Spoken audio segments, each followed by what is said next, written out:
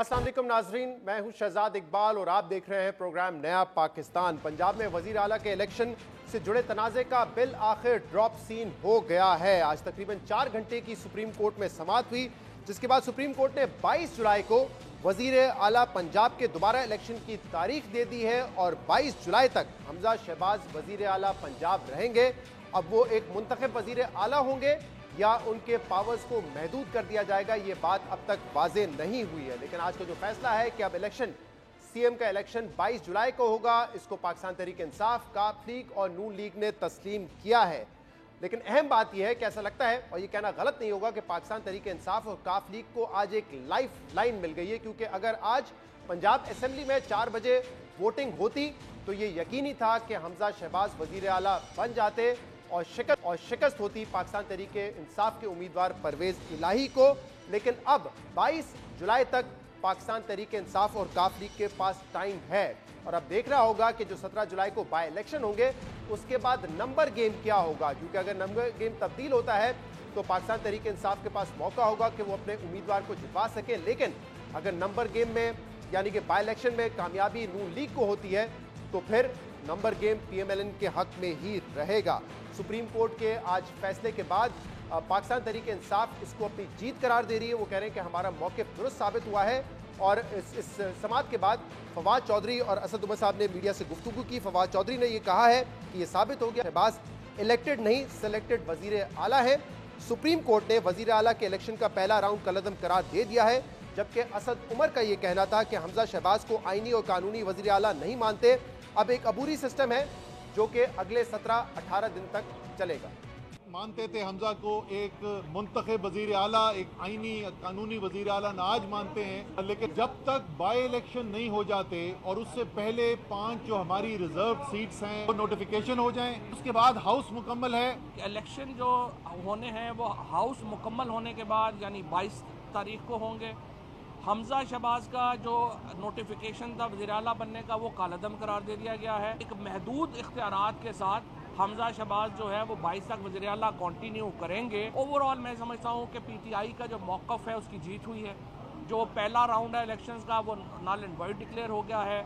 आपको पुराना नोटिफिकेशन जो है वो नल एंड वॉइड डिक्लेयर हो गया है। हमजा शहबाज इलेक्टेड नहीं सिलेक्टेड CM है।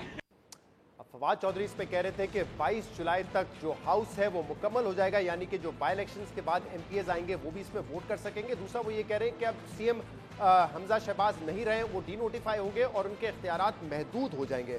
दूसरी तरफ परवेज इलाही साहब ने कहा है कि ये जमहूरियत और इंसाफ की जीत हुई है, जो चीज़ हम चाहते थे वो हमें मिल गई है और 22 जुलाई को अब हाउस मुकम्मल होने के बाद नए इंतखाबात होंगे। इंसाफ के हवाले से भी जो चीज़ें हम चाहते थे अल्लाह ताला के फजल करम से वो बिल्कुल आज मानी भी गई हैं और वो फैसले में भी, और ख़ुद चीफ जस्टिस साहब ने कहा है कि ये बड़ा अच्छा इज्तिमाई फैसला हुआ है। इतनी देर का क्राइसिस चल रहा है, कई माह से पंजाब के अंदर, वो आज सेटल हुआ है। तय चीज़ें जो हुई हैं ना उसमें ये है कोई ये पुलिस और विक्टिमाइजेशन का अमल नहीं होगा और बिल्कुल रूल्स के मुताबिक चला जाएगा। नए जो मेंबर बनने हैं, जो लोटे थे उनकी जगह पे जो भी मेंबर बनेंगे उनका नोटिफिकेशन हो जाएगा और हाउस मुकम्मल हो जाएगा, जिसमें हमारे 5 लोग वो भी शामिल हैं माइनॉरिटी और ख़वातीन के, उनका भी नोटिफिकेशन हो जाएगा। तो उसके बाद फिर वो इलेक्शन होगा। पाकिस्तान तहरीक इंसाफ और PMLQ कॉन्फिडेंट है कि ये फैसला हमारे हक में आया है। लेकिन दूसरी तरफ चीफ मिनिस्टर हमजा शहबाज का ये कहना है कि जिसको अवाम चाहते हैं 17 जुलाई को मुंतखब करेंगे, लेकिन 22 तारीख का इलेक्शन हम ही जीतेंगे। उसको बताया, मैंने कहा कि अगर मेरे पास नंबर ना होते रन ऑफ इलेक्शन के तो मैं आज जज साहब आपके सामने पेश ना होता, मैं घर चला जाता। फिर उन्होंने कहा जी कि आप 17 जुलाई को जब 20 सीटों पर ज़िमनी इलेक्शन मुकम्मल हो जाएगा उसके बाद 5 दिन में इलेक्शन कमीशन नोटिफिकेशन करता है तो आप 22 को दोबारा इलेक्शन कराएं। तो मैंने कहा ये तो मेरे लिए काबिल कबूल है, मेरे पास छुपाने के लिए कुछ नहीं है। 17 जुलाई को पाकिस्तान और पंजाब की अवाम बिलखसूस मियां मोहम्मद नवाज शरीफ और शहबाज शरीफ पर एतमाद का इजहार करेंगे। फिर आपने पैरा देना है कि अदालत उज़्मा जो इन्होंने स्टेटमेंट दी है वो इस पर कायम रहते करें। तो हमजा दावा करें कि 22 जुलाई को भी जीत उन्हीं की होगी। अहम मामला यह है कि आज दौरान समाअत चीफ जस्टिस ऑफ पाकिस्तान ने यह कहा था कि दो ऑप्शंस हैं ये मामला हल करने के लिए। एक, हमजा को वजीर आला तस्लीम किया जाए और मुनासिब वक्त में इलेक्शन करवाए जाए, या फिर जो है हमजा 17 जुलाई तक ही वजीर आला रहेंगे। और इसके बाद फिर पाकिस्तान तहरीक इंसाफ के चेयरमैन इमरान खान से मशवरा किया परवेज़ इलाही ने, और इस नतीजे पर वो पहुंचे कि हमजा को चीफ मिनिस्टर रहने दिया जाए महदूद इख्तियारात के साथ, लेकिन इलेक्शन जो है वो 22 जुलाई को होगा। हम इस पर बात करेंगे। हमारे साथ सीनियर सहाफ़ी और तज्ज़ियाकार का पैनल मौजूद है, माहिर कानून भी हमारे साथ मौजूद है। हामिद मीर साहब इस वक्त हमारे साथ हैं, मुनीफ फारूक साहब ने हमें ज्वाइन किया है, अतर काज़मी हमें ज्वाइन करेंगे, हैदर वहीद साहब हमारे साथ मौजूद है, मारूफ कानूनदान, और अब्दुल कयूम सिद्दीकी साहब भी हमारे साथ मौजूद हैं जो कि आज पूरा दिन कोर्ट रूम में थे। इसलिए मैं चाहूँगा अब्दुल कयूम सिद्दीकी साहब, प्रोग्राम का आगाज़ आपसे करूं क्योंकि कुछ सवालात मेरे जहन में है, कुछ क्लैरिटी है नहीं अभी तक, क्योंकि जो रिटन ऑर्डर है वो आया नहीं है और शायद लेट नाइट तक आएगा। तो ज़रा बताइएगा कि जो 22 जुलाई को इलेक्शन होने जा रहा है, ये रन ऑफ होगा, पूरा प्रोसेस इलेक्शन का दोबारा शुरू होगा, और जो 17 तारीख को लोग मुंतखब होकर आएंगे एमपीए, क्या वो भी इसमें वोट कर सकेंगे? जी शहजाद, जो जब समाअत कंक्लूड हुई है तो जो हमने सुना है, जो अदालत ने इस कहा और जो इत्तफाक राय हुआ है वो इसी बात पर हुआ कि वज़ीर आला पंजाब हमजा शहबाज को तस्लीम किया गया, जैसे भी किया गया। किसी ने भी तजवीज़ परवेज़ इलाही साहब की थी और उससे सब ने इत्तफाक किया, परवेज़ इलाही साहब, महमूद रशीद साहब और दूसरे।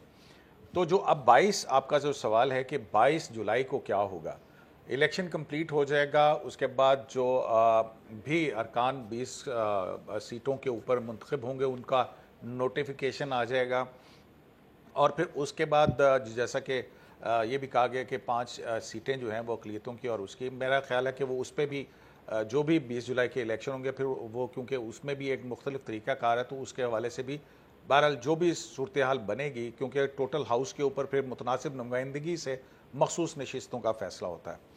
तो ये सारा अमल जो है वो अदालत कहती कि ये मुकम्मल करने के बाद ये बात अश्योर करवाई गई है, और फिर उसके बाद रन ऑफ इलेक्शन होगा। ये रन ऑफ इलेक्शन का लफ्ज़ जो है वो अदालत की तरफ से कहा गया है। रन ऑफ इलेक्शन का मतलब यही होगा कि अब 186 वोट नहीं चाहिए होंगे वज़ीर आला मुंतखब होने के लिए, यानी कि ये फ्रेश इलेक्शन नहीं होगा, वो इलेक्शन हो चुका। अब उस दिन उस हाउस के अंदर जितने अरकान सूबाई असम्बली मौजूद होंगे उसमें जिसको अक्सरियत होगी वो वज़ीर आला पंजाब मुंतखब हो जाएगा। और कयूम सिद्दीकी साहब, क्या हमजा शहबाज को भी डी नोटिफाई किया जा रहा है? यानी कि फवाद चौधरी ने आज ये कहा है जो पहला राउंड था उसको कलअदम करार दे दिया है, क्या ये सही इंटरप्रिटेशन है? मेरा ख्याल है कि फवाद चौधरी साहब जो है वो इसमें थोड़ी सी तहरीफ कर रहे हैं। इन्होंने इस बात की निशानदेही ज़रूर अदालत के सामने की है और अदालत की तरफ से जवाब आया था कि वो हम देखेंगे, और अदालत जानती है कि अदालत ने क्या करना है और उस पर हम मुनासिब उसको लफ्ज़ इस्तेमाल करेंगे। उन्होंने कहा कि वो केयर टेकर गवर्नमेंट हो, चीफ मिनिस्टर होंगे, तो उस पर अदालत ने कहा कि हम केयर टेकर का नहीं, हम अदालत को पता है कि अदालत ने क्या मुनासिब लफ्ज़ उसके लिए इस्तेमाल करना है। सही है। तो यानी कि जो इलेक्शन हुआ था वो बरकरार रहेगा या डी नोटिफाई होगा? फिर जो काबीना है पंजाब गवर्नमेंट की, उसका क्या होगा? जी हाँ, जब ये बात हुई थी तो पंजाब काबीना के हवाले से तो चीफ जस्टिस पाकिस्तान ने कहा कि क्योंकि कहा यह जाता है कि वहाँ पे कोई काबीना मौजूद नहीं है, तो चीफ जस्टिस ने कहा कि अभी जुडिशल कमीशन का इजलास हुआ, वहाँ पर वज़ीर क़ानून जो हैं वो मौजूद थे। वज़ीर क़ानून मलक अख्तर शायद वो हैं, वज़ीर क़ानून हैं। तो इसमें ये सारी चीज़ें जो हैं ये अदालती हुक्म से वाज़ेह होंगी। इसमें कोई हतमी तौर पे अदालत ने जो है वो कुछ ये नहीं कहा कि वज़ीर आला का नोटिफिकेशन हमने कलअदम कर दिया है या उसको बरकरार रखा है। सिर्फ ये बात हुई है कि रन ऑफ इलेक्शन होगा, ये बाई इलेक्शन का। लेकिन इस रन ऑफ इलेक्शन में आप कह रहे हैं कि जो 20 नशिस्तें इसमें खाली हैं उस पर जो एमपी आएंगे वो भी वोट करेंगे, और 5 नशिस्तें जो रिजर्व सीट की हैं वो भी वोट करेंगे उसमें। जी हाँ, बिल्कुल, क्योंकि उनके नोटिफिकेशन हो चुके होंगे, वो मेंबर सूबाई असम्बली होंगे जब उनके ड्यूली नोटिफाइड हो जाएंगे, खा जीतने के बाद या मखसूस नशिस्तों के बाद। तो फिर जब वो मेंबर असम्बली हैं तो वो हिस्सा ले सकते हैं वोटिंग के अंदर, क्योंकि वो अजनबी नहीं होंगे, वो मेंबर असेंबली होंगे। तो 130 आर्टिकल जो है 130 सब क्लॉज 4 जो है उसके तहत ये रन ऑफ इलेक्शन होगा, वही जो हाई कोर्ट का फैसला है। मैं चाहूंगा जरा इस पर हामिद भी साहब भी तबसरा करें। हामिद भी साहब, आप कैसे देखते हैं इस फैसले को? कहा जा सकता है कि प्योरली आइन और कानून के मुताबिक फैसला हुआ है, या मामला ऐसा पेचे वे आउट निकाला है सुप्रीम कोर्ट ने इस फैसले के जरिए ताकि तनाजा जो है वो खत्म हो सके? देखें, इसको मैं सिंपलीफाई इस तरह करूंगा कि जो लाहौर हाई कोर्ट का फैसला है, उस फैसले को मुस्लिम लीग नून ने तो कबूल कर लिया था और इब्तिदा में तो तहरीक इंसाफ ने भी कबूल कर लिया था, लेकिन बाद में तहरीक इंसाफ के कुछ तहफ़्फ़ुज़ात हो गए और फिर उन्होंने कहा जी हम इस पे अपील में जाएंगे और वो आज अपील में चले गए। तो लाहौर हाई कोर्ट का जो फैसला है उसको दोनों फ्रीकैन के लिए एक्सेप्टेबल बनाने के लिए आज सुप्रीम कोर्ट ऑफ पाकिस्तान के जो 3 मुअज़्ज़ज़ जज साहिबान हैं, उन्होंने एक मिडिल वे निकाली है, एक दरमियानी रास्ता निकाला है। तो अगर आज सिर्फ लाहौर हाई कोर्ट के फैसले पे अमल दरामद होता और शाम 4 बजे वोटिंग हो जाती तो हम ये कह सकते थे कि जनाब मामला ख़त्म हो गया, लेकिन फिर ये होता कि तहरीक इंसाफ और मुस्लिम लीग काफ जो है वो अपनी जो शिकस्त था उसको तस्लीम ना करती। वो कहते जी कि हमारे बंदे बाहर गए हुए थे, हमारे तहफ़्फ़ुज़ात थे, हमारे 5 आदमी जो हैं उनका नोटिफिकेशन नहीं हुआ, तो वो उसको उसमें से बहुत से कीड़े निकालते। लेकिन आज सुप्रीम कोर्ट ने तकरीबन 3.5-4 घंटे की हेयरिंग के बाद एक दरमियानी रास्ता निकाला और मैं ये समझता हूँ कि जो दरअसल लाहौर हाई कोर्ट का फैसला है ये उसी की उन्होंने मजीद एक्सटेंशन किया है, उसकी तशरीह किया है इस अंदाज में कि दोनों फ्रीकैन जो है वो इसको अदालत के फैसले पे अमल दरामद करें। तो अब जैसा कि लाहौर हाई कोर्ट ने भी कहा कि ये रन ऑफ होगा और दोबारा इलेक्शन होना है, लेकिन वो कह रहे थे कि इलेक्शन वोटिंग आज होगी, लेकिन अब सुप्रीम कोर्ट के फैसले के मुताबिक वोटिंग जो है वो थोड़ी आगे चली गई है। अब वो 22 जुलाई को होगी, जिसपे के तहरीक इंसाफ भी राजी हो गई है और मुस्लिम लीग कायद-ए-आज़म भी राजी हो गई है। तो मैं समझता हूँ कि ये आफ्टर वेरी लॉन्ग टाइम, बड़े दिनों के बाद हमें नजर आ रहा है कि एक मसले का हल पैदा हुआ है।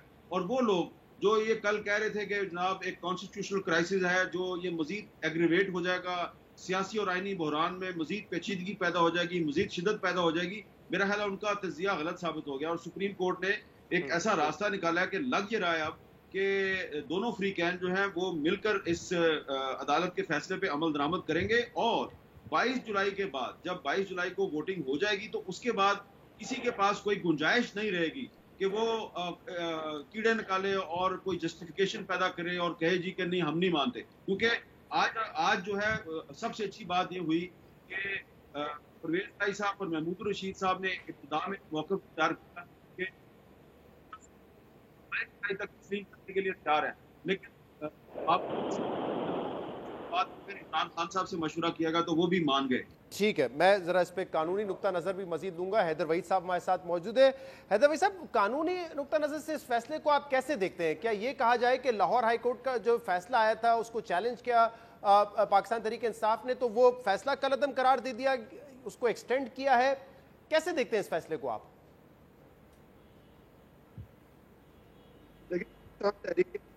अगर आज इलेक्शन हो जाता तो उन्होंने श्योरली हारना था, तो उनको एक लीज ऑफ लाइफ इस हद तक मिली है कि बाय इलेक्शन के बाद अगर कोई चेंज सिनारियो हो सकता है, अगर वो इफेक्ट कर सकते हैं इस चेंज को इलेक्शंस में परफॉर्म करके, तो उनको एक मौका मिल गया है कि जो इलेक्शन आज वो हार के ये कहानी खत्म की तरफ जाती, तो अब उसमें एक एक्सटेंशन तरह से उन्हें मिल गया है कि बाय इलेक्शन में परफॉर्म अगर करते हैं तो ये आज का इलेक्शन जो उन्होंने श्योरली हारना था उसका नतीजा कुछ और भी हो सकता है। तो ये वो चीज है जो उन्होंने आज सुप्रीम कोर्ट जाके हासिल की। कानूनी तौर पे देखें ये बात बड़ी तशवीशनाक इस हद तक है सिर्फ कि देखें कोई एक्टिंग सीएम और जब कोई केयर टेकर सीएम का जवाज नहीं है आइन में कि डिसोल्यूशन ऑफ असेंबली या टेन्योर कंप्लीट करने के अलावा, यानी जब असेंबलीज मौजूद हैं तो इन्विजिट यही किया गया कि फिल फॉल इलेक्शन होना चाहिए क्योंकि असेंबलियां मौजूद हैं। जब भी किसी केयर टेकर का और किसी इस तरह की चीज का कोई इन्विजिट नहीं किया गया। अब ठीक है, बिल्कुल दुरुस्त सुप्रीम कोर्ट ने ऑब्जर्व किया कि हम केयर टेकर ना हमजा साहब को कहेंगे ना केयर टेकर लगाएंगे, हमजा साहब कंटिन्यू करेंगे, जो कि बिल्कुल दुरुस्त बात है। लेकिन अब हमजा साहब को एक तरफ कहना कि अगर आज रिकाउंट हो जाता 25 माइनस करके तो लाजमन उनके 186 नहीं होने थे और उन्होंने उनका इलेक्शन फिर कलअदम हो जाता, बट अभी तक नहीं हुआ क्योंकि आज रिकाउंट नहीं हुआ। तो अब होगा ये कि हमजा साहब कंटिन्यू करेंगे। एक और चीज जो चेंज है कल से वो ये है कि अदालत का कुछ हद तक सुपरविजन मुझे नजर आता है एडमिनिस्ट्रेटिव इश्यूज के हवाले से, और पता नहीं तहरीरी फैसले में इसकी अक्कासी होती है या नहीं, बट इस तरफ क्योंकि बात गई है तो ये भी नोट वर्दी है कि बहुत इम्पोर्टेंट है कि जब बाय इलेक्शन होंगे तो उस वक्त एडमिनिस्ट्रेशन जो है वो किसकी होगी और किस हद तक अपने आप को आजाद महसूस करेगी कि वो किसी जुडिशियल सुपरविजन के बगैर बात बताइएगा कि अगर ये सेकंड रन ऑफ है, इस ऑर्डर में या वैसे कोई तब्दीली भी शामिल होगी ईसीपी को या एडमिनिस्ट्रेशन को, तो शायद उसका कोई साइकोलॉजिकल इम्पैक्ट हो सकता है। लेकिन जो मेन चीज आज चेंज हो गई वो ये है कि आज का वोट जो शॉर्ट पीटीआई ने हारना था, अब उन्हें एक चांस मिला है कि वो इलेक्शन में रद्दो बदल अगर ला सकते तो ला लें। हैदर साहब, मेरी आवाज आ रही है आपको?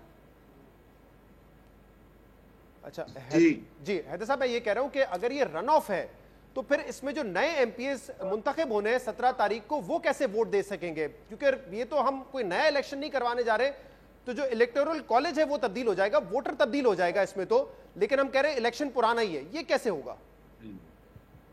बाई इलेक्शन है ना, ये आप बिल्कुल दुरुस्त फरमा रहे हैं, लेकिन इसमें जरूर मुझे यकीन है तशरीह सुप्रीम कोर्ट की होगी।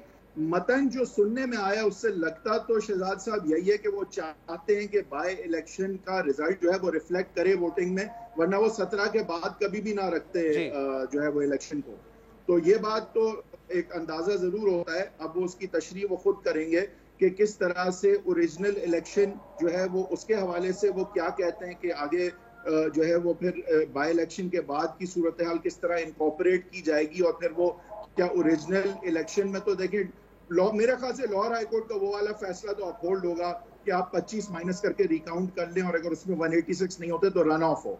लेकिन रन ऑफ भी जब होगा तो वो किस वक्त की मेंबरशिप से होगा, आपकी बात दुरुस्त है, क्योंकि रन ऑफ द कॉन्सिक्वेंस है पहले इलेक्शन का, तो वो तो उस डेट का इलेक्शन है, उस डेट का रन ऑफ की मेंबरशिप अलग है, और 22 को या 17 के बाद और 22 को अलग होगी। आई थिंक सुप्रीम कोर्ट यानी कि पहले आप 25 माइनस करके काउंट करेंगे, फिर रन ऑफ होगा, उसमें 25 नए वोटर्स शामिल होंगे। ठीक है, मुझे एक सिचुएशन है वो ब्रेक लेना है और इस ब्रेक के बाद साहब अतर काज़मी साहब का तजिया दोबारा इस इशू पर लेंगे और सियासी पहलू पर भी बात करेंगे कि 17 तारीख के बाद क्या नंबर गेम भी तब्दील हो सकती है। एक ब्रेक के बाद आपके सामने दोबारा हाजिर होंगे।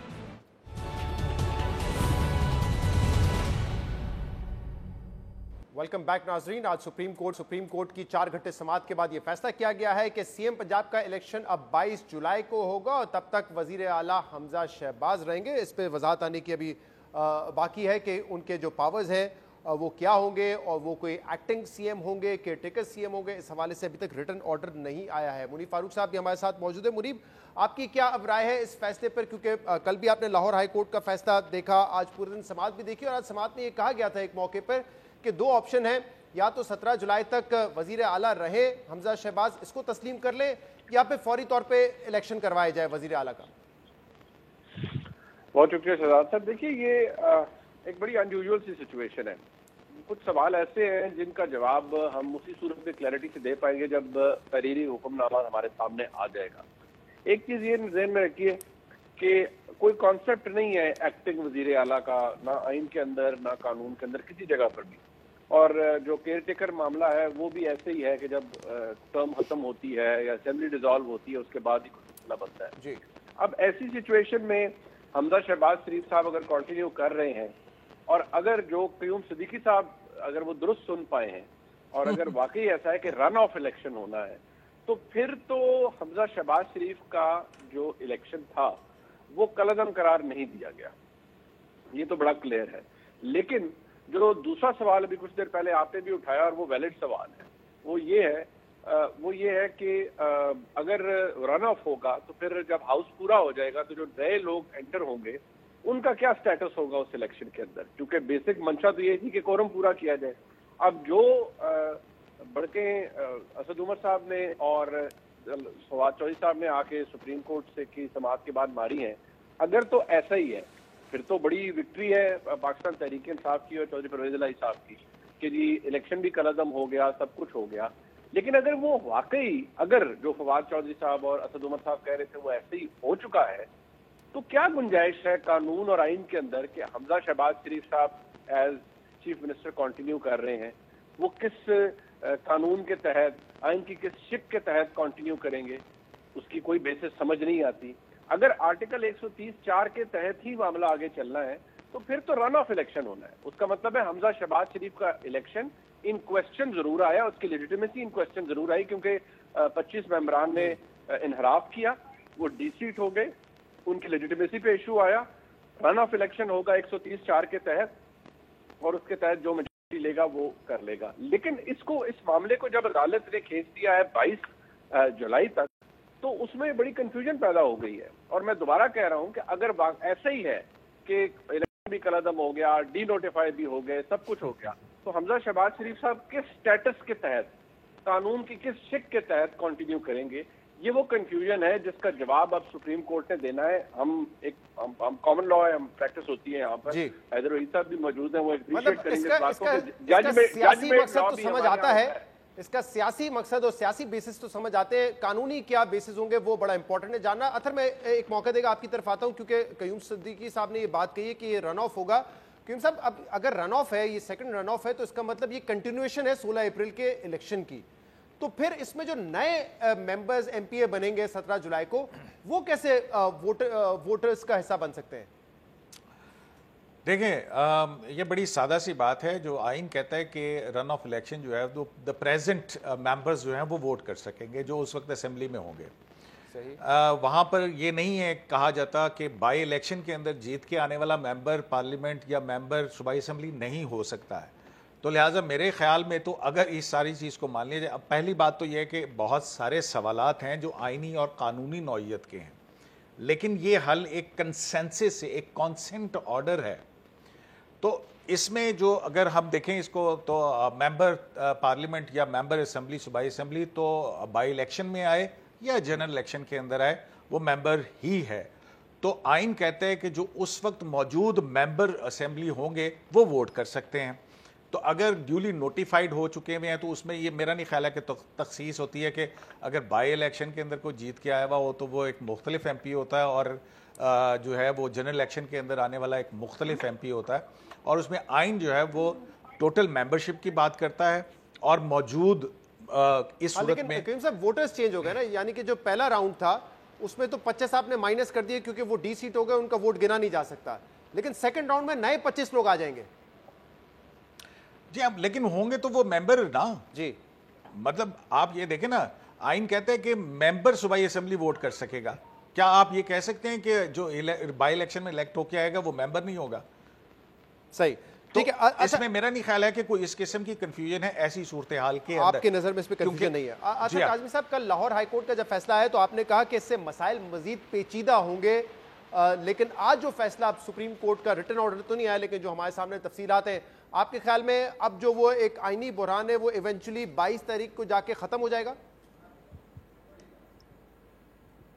नहीं, मुझे नहीं लगता कि ये बहरान खत्म होगा, इसलिए कि एक चीज हल होती है तो दूसरी चीज सामने आ जाती है। कभी हलफ का मसला आ जाता है, कभी कोई और मसला आ जाता है। तो मुझे लगता है कि ये बहरान इसी तरह चलता रहेगा अनलेस के एक पार्टी को इतनी मेजॉरिटी ले लेती है कि वो आसानी से पंजाब के अंदर हुकूमत बना ले। अगर मुस्लिम लीग नून 16-17 सीटें जीत जाती है और उनकी पोजीशन बिल्कुल वाजे हो जाती है तो वो बना लेंगे। अगर इसी तरह पीटीआई अगर इस तरह सीटें जीत जाती है मेजॉरिटी में तो फिर तो हो सकता है। लेकिन अगर इसी तरह टाइट सिचुएशन रही, एक दूसरे के ऊपर इल्जामात लगते रहे, तो मुझे लगता है कि जब तक हम फाइनली पूरे मुल्क में इंतखाबात नहीं करवा लेंगे ये बहरान हल नहीं होगा। एक जगह पे हल करते हैं आप, दूसरी जगह पे नया मसला खड़ा हो जाता है। मसला क्यों खड़ा हो जाता है? इसलिए कि हालिया दिनों में जो कुछ हुआ, जिस तरह अभी भी यहाँ पे सारे लोग जो बैठे हुए हैं वो चीजों को समझते भी हैं, लेकिन उसके बावजूद कंफ्यूजन है कि यार हो रहा क्या है मुल्क के अंदर। तो ये इस वक्त पूरे मुल्क की सिचुएशन है। अगर पैनल यहाँ पे मुख्तलिफ चीजों के हवाले से मुख्तलिफ आरा रखता है, किसी चीज के ऊपर मैं कंफ्यूज हूँ, कोई चीज आपको समझ नहीं आ रही, तो यही हालत इस वक्त हमारे निजाम की है और हमारे मुल्क की है। पूरा मुल्क इस वक्त देख रहा है, उसको समझ नहीं आ रहा कि हो रहा क्या है। तो मुझे लगता है कि ये सिलसिला इसी तरह चलता रहेगा। मीर साहब, अब जैसे कि पैनल में 2-3 लोग तो हम ये बात कर रहे हैं कि एक लाइफलाइन मिल गई है तहरीक इंसाफ को, वरना आज हमजा शहबाज ने क्लियरली जीत जाना था, नंबर गेम उनके पास है। अब 22 जुलाई को इसका फैसला होगा और बीच में है 20 सीटों पे बाई इलेक्शन। आपको लगता है कि बाई इलेक्शन में कोई नंबर गेम तब्दील हो सकता है? जो इस वक्त नून लीग के फेवर में है वो तहरीक इंसाफ के फेवर में जा सकता है? देखें, इसमें तो कोई शक नहीं है कि तहरीक इंसाफ को और मुस्लिम लीग काफ को एक लाइफलाइन मिली है। लेकिन आप एक बार बार सवाल कर रहे हैं कि जो 20 + 5 25 लोगों के आने के बाद इलेक्टोरल कॉलेज बदल हो जाएगा, तो क्या ये रन ऑफ इलेक्शन होगा या एक नया इलेक्शन होगा? देखें, ये बड़ा सिंपल सा इसका जवाब है। वो ये है कि तहरीक इंसाफ और मुस्लिम लीग काफ के जो वकला थे वो बार बार ये कह रहे थे जी कि हमारे जो 5 रिजर्व सीटों वाले MPAs हैं उनका नोटिफिकेशन नहीं हुआ और हाउस नामुकम्मल है। अब वो 5 में एक अकलीती था और 4 खवातीन थी, तो वो कह रहे थे जी ये 5 आएंगे तो हाउस मुकम्मल होगा। हालांकि हाउस उस वक्त भी नामुकम्मल था क्योंकि 20 सीटों पे भी बाई इलेक्शन होना था जी। तो वो 5 लोग जो जिनके बारे में परवेज लाई साहब कह रहे थे कि हाउस उनके बगैर नामुकम्मल है, वो सिर्फ उसी सूरत में आते कि अगर 20 सीटों पे बाई इलेक्शन हो जाता। तो उनकी डिमांड जो थी उसको सामने रखते हुए हाउस को मुकम्मल करने के लिए जो 20 नशस्तें हैं उसको जो 17 जुलाई को इलेक्शन होना है उस तक इंतजार किया गया है और उसके बाद 3-4 दिन में नोटिफिकेशन आ जाएगा 5 लोगों का, 5 नशस्तों का। तो वो भी ये सारे 25 लोग जो हैं ये भी इसमें शामिल हो जाएंगे। तो ये जो हाउस है ये मुकम्मल हो जाएगा। तो इलेक्टोरल कॉलेज वही रहेगा लेकिन हाउस मुकम्मल हो जाएगा।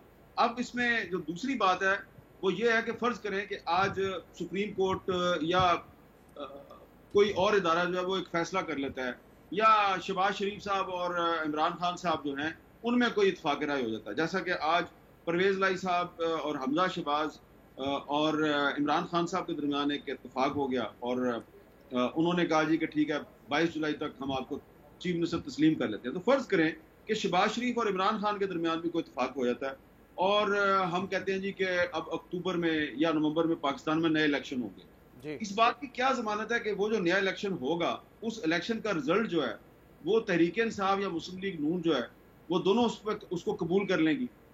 तो ये मेरा ख्याल है ये एक टेस्ट केस है। ये जो आज सुप्रीम कोर्ट का तहरीरी फैसला आएगा और उसके बाद अगर ये फैसला जो है ये इम्प्लीमेंट हो जाता है तो ये एक नई बिगिनिंग होगी। एक मैं समझता हूं कि एक नए दौर का आगाज होगा कि जिसमें जो सियासी हरीफ हैं जिनके दरमियान सियासी नफरत और गुस्सा जो है उसने इसको दुश्मनी में तब्दील कर दिया है। लेकिन इसमें मीर साहब मुझे एक सवाल करने का मौका दें क्योंकि आज ये अदालत में भी बहस हुई कि जो CM है वो बादशाह बन जाते हैं, पकड़ धकड़ होती है, हमारे लोगों को पकड़ा जा रहा है। तो अदालत ने भी कहा ये तो जो कोड ऑफ कंडक्ट है इलेक्शन का उसके खिलाफ ही है और हम इंश्योर करेंगे कि ऐसी कोई काम ना हो। लेकिन इमरान खान तो सिर्फ चीफ मिनिस्टर के हवाले से नहीं, वो तो कह रहे हैं कि हमारे कैंडिडेट्स को खुफिया लोग कॉल करके कह रहे हैं कि इलेक्शन में हिस्सा ना लो, PTI का टिकट ना लो। तो वो उनका इल्जाम तो जो है दूसरी तरफ भी है। तो दूसरी तरफ है तो इमरान खान साहब को चाहिए कि जरा खुल के बात करें और सबूत सामने लेके आए, क्योंकि ये तो बात कल मैंने भी एक जगह पे की थी कि अगर ऐसी बात है तो इमरान खान साहब जो है वो खुल के बात करें और सबूत सामने लेके आए। और सबूत सामने लेके आएंगे तो उसके बाद अगर वो किसी का नाम लेते हैं तो फिर हम यकीनन हम वो जो जिसका नाम लेंगे हम उससे पूछेंगे। लेकिन ये मैं आपको बात बता दूं कि ये जो तहरीके अदम एतमाद थी जिसके नतीजे में इमरान खान साहब गए हैं, इस तरीके अदम एतमाद से पहले यानी कि वोटिंग से पहले इमरान खान साहब के इत्तेहादी जो हैं उनको कुछ लोग प्रेशराइज कर रहे थे कि आपने इमरान खान का साथ नहीं छोड़ना, अगर साथ छोड़ा तो हम ये कर देंगे वो कर देंगे। और इसके अलावा मुस्लिम लीग नून के कुछ सीनियर रहनुमा जो हैं उनको कॉलें की जा रही थी कि भाई बड़ी जल्दी है तुम्हें तहरीक अदम एतमाद की और जरा सब्र करो, जरा तहरीक अदम एतमाद से जरा अपनी तवज्जो हटाओ, उनके पास सबूत मौजूद हैं। तो मैं दोनों से मुतालबा करता हूँ, इमरान खान से भी मुतालबा करता हूँ कि अगर सबूत है तो सामने लेके आओ। और मैं इत्तेहादियों से बात से मुतालबा नहीं कर रहा क्योंकि मुझे खुद उसका जाती तौर पे पता है कि किस इत्तेहादी के पास कौन साहब किस दिन कहां पे क्या मैसेज लेके उसको क्या। लेकिन नून लीग वालों के पास सबूत मौजूद है कि किस किस ने कॉल की। तो इमरान खान और मुस्लिम लीग नून ये दोनों जो है ये इनडायरेक्ट बातें करते हैं, इनको चाहिए सबूत सामने लेके आए। जब सबूत सामने लेके आएंगे फिर हमसे शिकवा करें कि हमने कोई बात नहीं की। लेकिन अगर आप सबूत ही सामने नहीं लेके आते और मार्फत की बातें करते हैं तो फिर मार्फत की बातों में तो कोई बात जो है वो मुकम्मल नहीं होगी। लेकिन एक बात है कि अगर इलेक्शन हो भी जाए तो मुझे यकीन है कि तहरीके इंसाफ उस इलेक्शन के रिजल्ट को तस्लीम नहीं करेगी और अगर फैसला इलेक्शन का रिजल्ट मुस्लिम लीग नून के खिलाफ आया तो वो भी उस रिजल्ट को तस्लीम नहीं करेंगे आपके मुताबिक। ठीक है हैदर भाई साहब, अब कल नून लीग ने कहा कि 176 हमारे पास हो गए हैं, तहरीक इंसाफ को 5 रिजर्व सीट्स मिल जाती है तो उनका नंबर 173 हो जाएगा, यानी कि 3 जो है सीट्स का फर्क रह जाएगा। बाय इलेक्शन में आपको लगता है कि नंबर गेम तब्दील हो सकता है या आपको लगता है कि हमजा जैसे कह रहे थे कि वाज़ेह बढ़तरी हमारी होगी उसमें? देखिए दो चीजें सुप्रीम कोर्ट ने इंश्योर की हैं और उनमें से एक बहुत इंपॉर्टेंट ये है कि जिस जिस तरह बात हो रही है कि हाउस और मेंबरशिप को उन्होंने कोशिश की है कि कंप्लीट हो जाए ताकि वंस एंड फॉर ऑल कानूनी और सियासी बहरान, मॉरल बहरान, डिफेक्टर्स की बात, वोटों की बुनियाद पे सीएम का बनना, ये सारे मामला एक तरफ हो जाएं। तो सुप्रीम कोर्ट की कोशिश ये रही है कि मेंबरशिप पूरी करें, बाय इलेक्शन के बाद जो है ये हमजा साहब का इलेक्शन हो, गैर आईनी तौर पे कोई केयरटेकर सीएम ना है बल्कि हमजा साहब ही कंटिन्यू करें। तो एक तो सुप्रीम कोर्ट का क्लियर इंटेंशन ये नजर आया कि वो चाहते थे कि पूरी membership once and for all elect करे एक सीएम को और उस वक्त तक हमजा साहब रहें। दूसरी तरफ आई थिंक पीटीआई जो अचीव करना चाह रही थी, और आई थिंक उनको जो सबसे ज्यादा खदशा है वो ये है, जो कि किसी भी ऑपोजिशन को हमेशा ही रहता है, कि अगर हुकूमत वक्त की एडमिनिस्ट्रेशन जो है वो कहीं जो है असरअंदाज ना हो इलेक्शन पे। तो उस हवाले से काफी पुश नजर आया पीटीआई की तरफ से कि कोई ना कोई तंबी, कोई ऐसी गाइडलाइन, कोई ऐसी सुपरवाइजरी बात आ जाए सुप्रीम कोर्ट की तरफ से, जो अब तहरीरी फैसले में ही हमें पता चलेगा कि ऐसा है या नहीं है। बट कम से कम सुप्रीम कोर्ट जाके पीटीआई ने कोशिश ये की है कि जो एडमिनिस्ट्रेटिवली भी ये इलेक्शन होगा, ईसीपी का रोल, हुकूमत का रोल, इदारों का रोल, तो उसको कहीं ना कहीं वो सुप्रीम कोर्ट की सुपरविजन के अंदर साइकोलॉजिकली पहले से ले आए, ताकि लोगों को कुछ तंबी हो कि जो कुछ भी होगा वो डस्का की तरह सुप्रीम कोर्ट में एंड अप होगा। ये ना भूलें कि डस्का में जिस तरह की मतलब नंगी धांधली जैसा कहना चाहिए, जिसकी कोई मेरे ख्याल से मिसालें नहीं मिलती, वो जब हुई तो वो एंड में रिवर्स हुई। हालांकि उस वक्त की हुकूमत वक्त जो है वो कोई और थी, लेकिन वहां भी ऑपोजिशन ने मैनेज किया और वो जाके इस बात को जीते। तो पीटीआई भी जाहिर है कि अगर वो समझती है कि एडमिनिस्ट्रेशन का कोई नेगेटिव रोल हो सकता है, मुझे जरा कंक्लूजन में मैं जाके उनकी ये भी एक कोशिश थी। अब आपका अगर सवाल आपका कि बाय इलेक्शन में चेंज क्या हो सकता है, देखें बाय इलेक्शन में 10 एक तो ऐसे लोग हैं जो इंडिपेंडेंटली बहुत स्ट्रांग है, बेशक के उन पे जो है डिफेक्टर का या लोटे का टैग जरूर लगा हुआ है, लेकिन वो अपनी कंस्टिट्यूएंसी में स्ट्रांग है, तो उनकी सिचुएशन मुझे ज्यादा कमजोर नहीं नजर आती। लेकिन बाकी जो 10 सीटें वो बढ़ जाएंगी मेरे ख्याल से। तो अब वो 10, लेकिन जो लोग हैं वो तो नून की तरफ अब जा चुके हैं, तो पलड़ा इस वक्त जो है वो नून का भारी जरूर नजर आता है। सही, मैं चाहूंगा इसमें अतर काज़मी साहब भी कमेंट ले लूं। जलसे किए थे जो फिर एक धरने में एक चूहे की सूरत में निकले, तो वो क्या वाकई में वो मोमेंटम इस हद तक लूज कर दिया खान साहब ने, या एक्चुअली ये वोटर उनका जो है वो गुस्से में बैठा है और अब वोट के जरिए से अपने गुस्से का इजहार करेगा। काज़मी साहब, कितना फायदा होगा तहरीक इंसाफ को जो आज सुप्रीम कोर्ट ने गाइडलाइंस दी है या तंबीह की है, और वो हैदर वही जैसे कह रहे हैं कि सुपरविजन में अब ये इलेक्शन होगा, क्योंकि पहले ही कह दिया है कि कोई जो है असरअंदाज होने की कोशिश ना करे इस इलेक्शन पे। कितना फायदा हो सकता है इस बात का तहरीक इंसाफ को?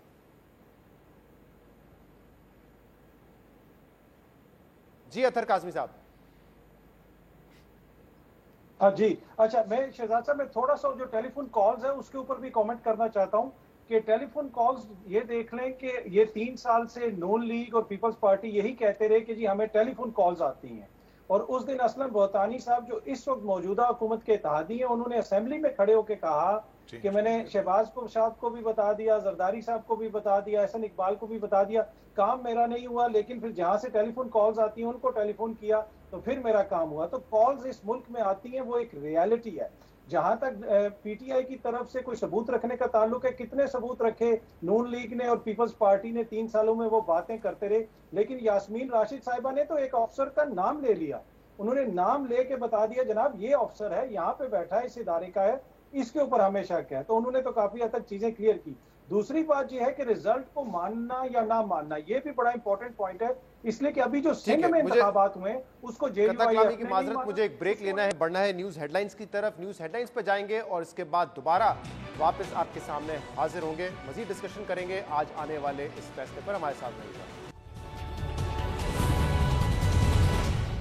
वेलकम बैक नाज़रीन, आप देख रहे हैं प्रोग्राम नया पाकिस्तान और मैं हूं शहजाद इकबाल। 4 घंटे की सुप्रीम कोर्ट में समाअत हुई, जिसके बाद पंजाब के वजीर आला का जो इलेक्शन है अब वो 22 जुलाई को करने का फैसला किया गया है और 22 जुलाई तक हमजा शहबाज जो है वो चीफ मिनिस्टर रहेंगे। ये एक ऐसा फैसला है जिसमें पाकिस्तान तहरीक इंसाफ, काफ लीग और PMLN मुतमईन नजर आती है, लेकिन कुछ ऐसे अभी भी गैप्स हैं जिसको फिल करना बाकी है, क्योंकि रिटन ऑर्डर सामने नहीं आया है। तो मजीद क्लैरिटी के लिए हम बात करेंगे पाकिस्तान तहरीक इंसाफ के इस केस में लॉयर थे फैसल चौधरी, वो इस वक्त हमारे साथ मौजूद हैं। फैसल साहब बहुत बहुत शुक्रिया वक्त देने के लिए।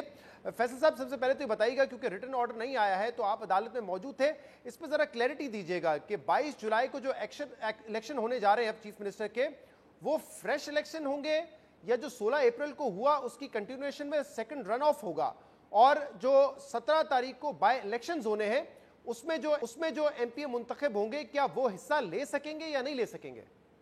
जी शहजाद, आज यही जो आज रन ऑफ इलेक्शन का जो सेकंड पोल का कहा गया था हाईकोर्ट लाहौर की तरफ से, उसको पीटीआई की ये बड़ी कामयाबी है एनालाइज की कि उन्होंने 22 तक स्ट्रेच किया है, और ये ऑर्डर हुआ है कि after the completion of house, यानी वो जो 20 इलेक्शंस होंगे, वो एमपीएस जिसकी भी सीट्स होंगी और वो जो रिजर्व सीट्स पे नोटिफाई होने हैं, इनको पूरा करके फिर जो है वो रन ऑफ इलेक्शन हो, फिर जिसकी मेजॉरिटी हो उसको जो है वो सीएम की स्लॉट जो है मिलेगी।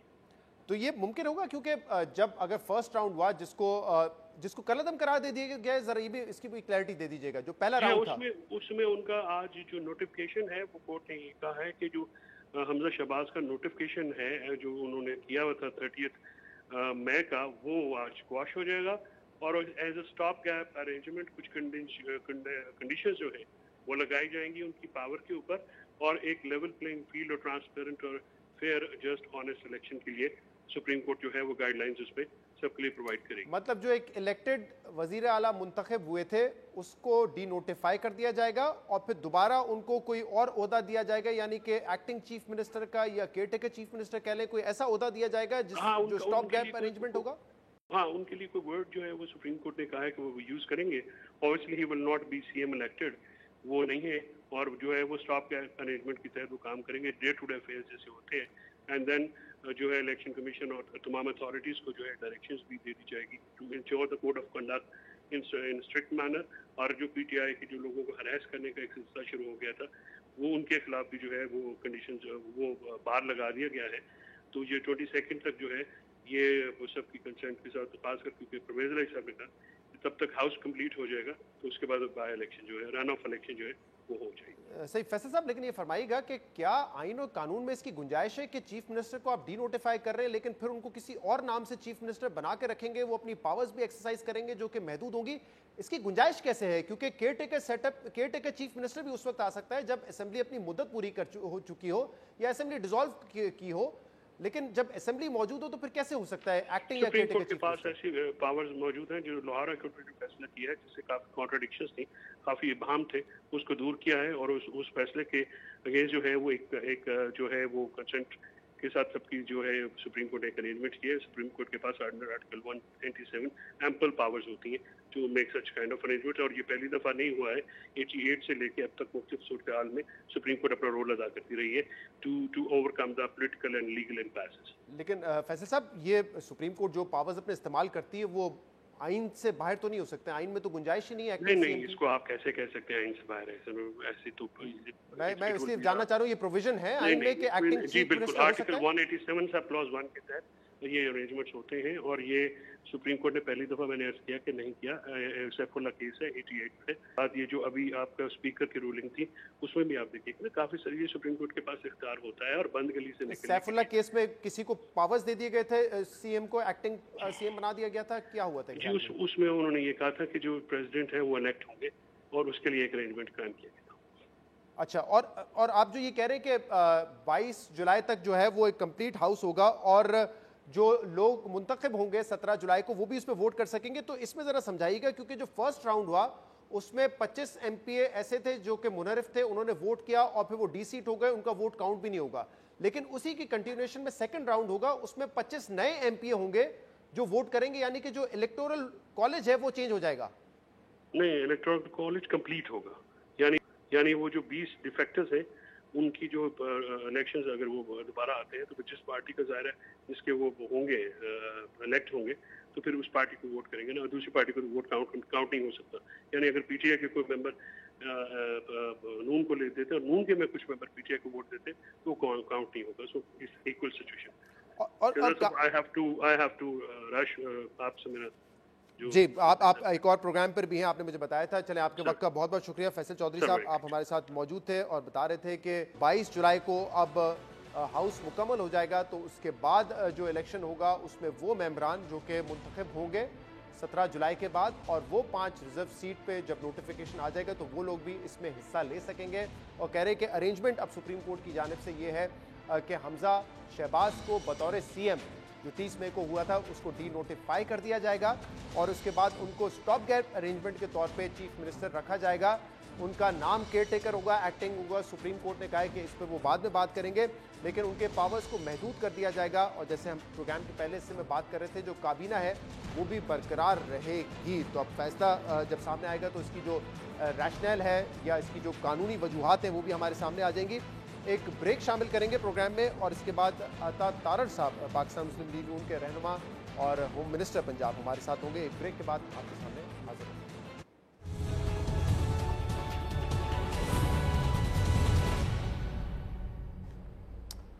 वेलकम बैक नाजरीन। ब्रेक में जाने से पहले पाकिस्तान तहरीक इंसाफ के लॉयर फैसल चौधरी हमारे साथ मौजूद थे। इस वक्त हमारे साथ मौजूद हैं PMLN के रहनुमा अताउल्लाह तारड़ साहब, जो कि होम मिनिस्टर हैं पंजाब के। बहुत बहुत शुक्रिया अताउल्लाह तारड़ साहब, आपने हमें ज्वाइन किया।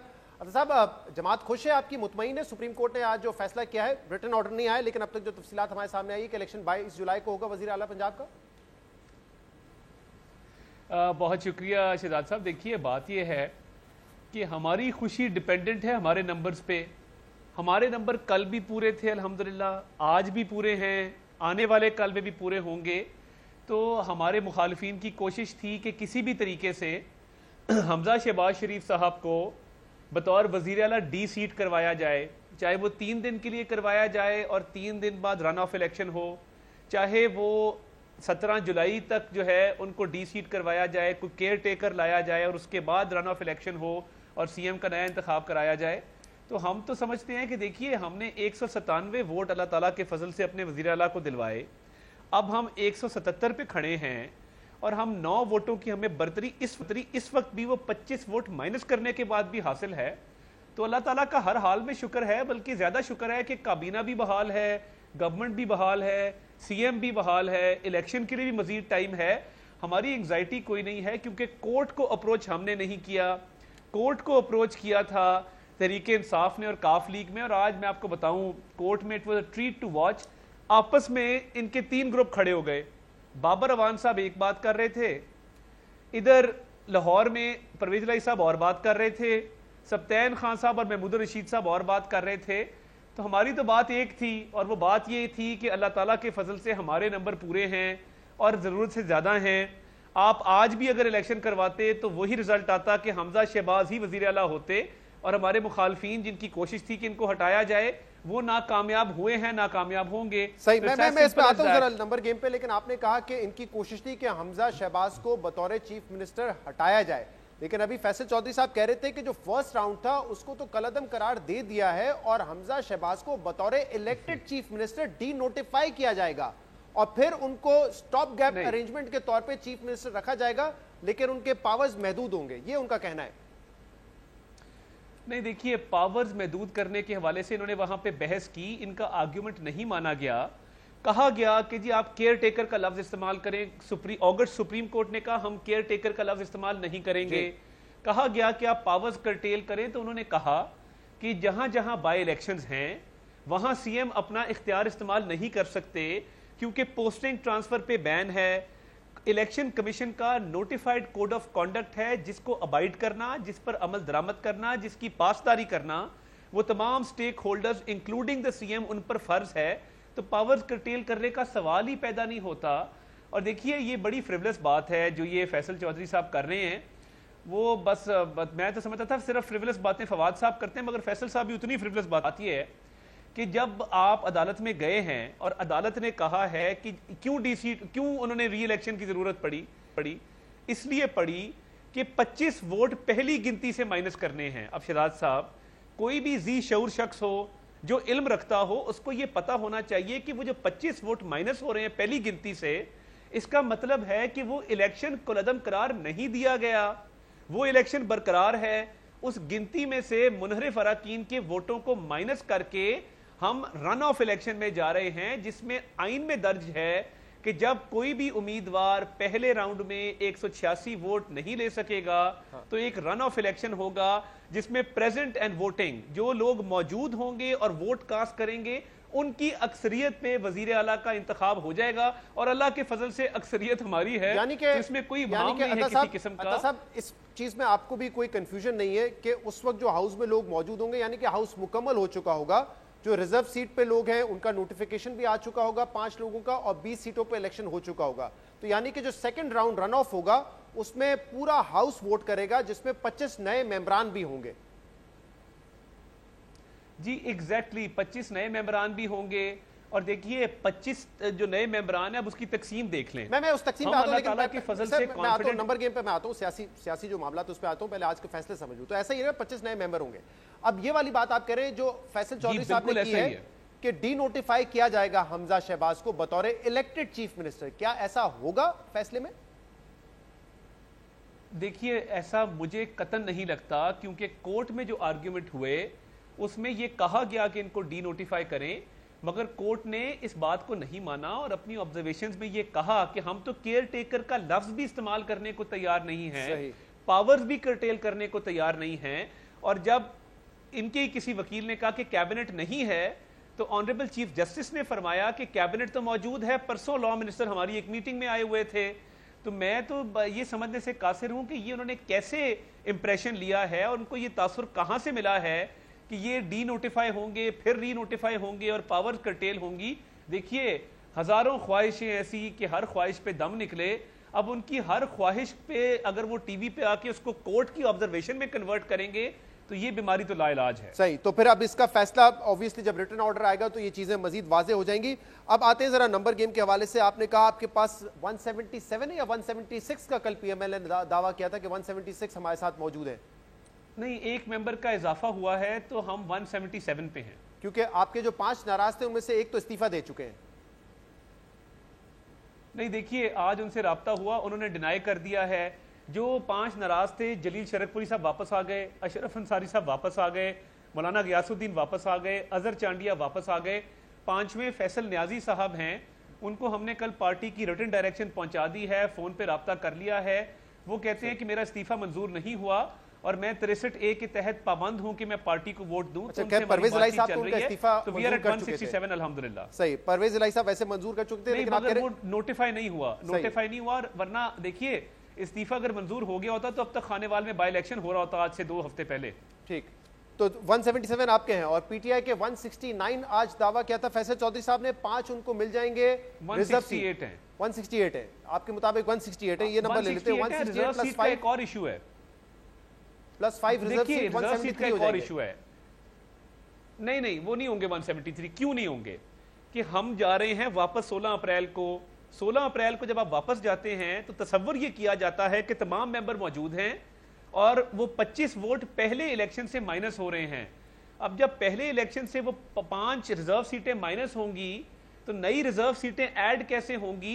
अब बाई इलेक्शन के बाद सूरत हाल तब्दील हो सकती है, मगर हमारी कंटेंशन ये है कि वो 25 माइनस होने के बाद पार्टीज की स्ट्रेंथ में फर्क आया है।